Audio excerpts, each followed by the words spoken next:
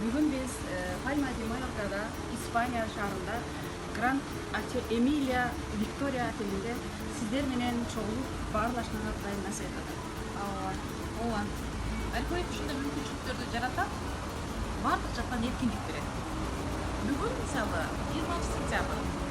Мен эгерде археолог иштебегенимде, бүгүн кыргыз тил майрамын өткөрөмүн деп мектепте бүтүлгөн толокто жумуп жүргөм.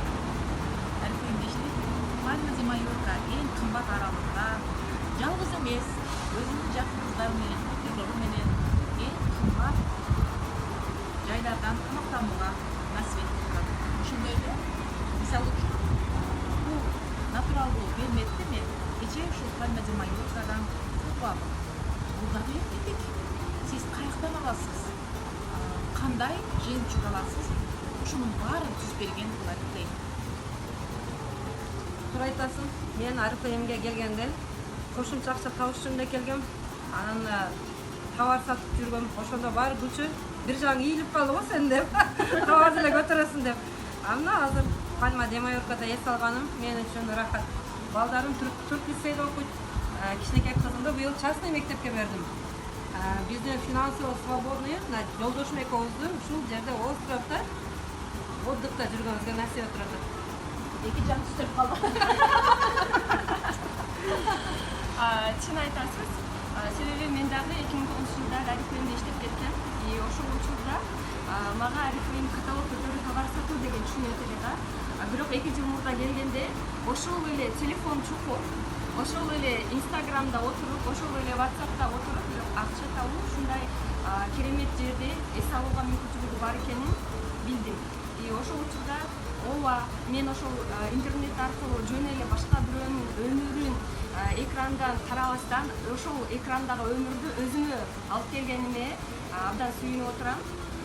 Жана ошондой эле бул жердеги Пальма де Майорка деген остров бар экенин билген эмесмин. Но 27 жашымда миллионерлердин клубуна кошулганыма абдан кубанычтамын. Куттуктайбыз. Ооба кыздар, мен деле илгери содагер болчумун да, убагында торговляда иштегенмин. Апам айтат эле, аябай акчаны кенен кармайт элем, апам айтат, ушул акчанын кээсин тартказып балам депчи. Качан адамда пассивный доход болуп, постоянно түшүп турган доходдун болсо баардыгы традиционный бизнес, традиционный иштерге кетет экен да, ошон үчүн мен ошонун баркын билип туруп, анан кийин действительно 11 жыл отказ бердим мен.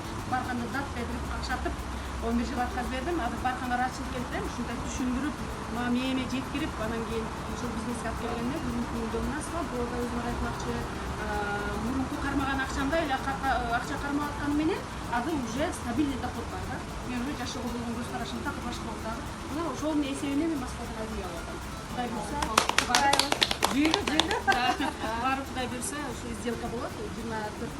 21-24 эжеге үй алып аткан мүмкүнчүлүк болот. Эгер менде постоянно пассивный доход болбосо, мен кайсы акча менен шериктен үй алам.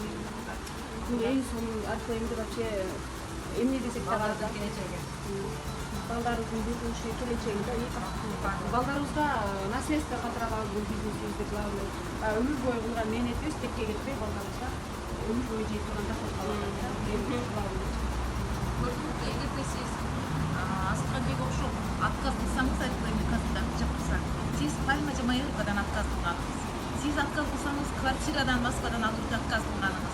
Отказ кылсаңыз, ушундай стиль жизниден отказ кылганыңыз. Сиз отказ кылсаңыз, өзүңүздүн пассивдүү кирешеңизден отказ кылганыңыз.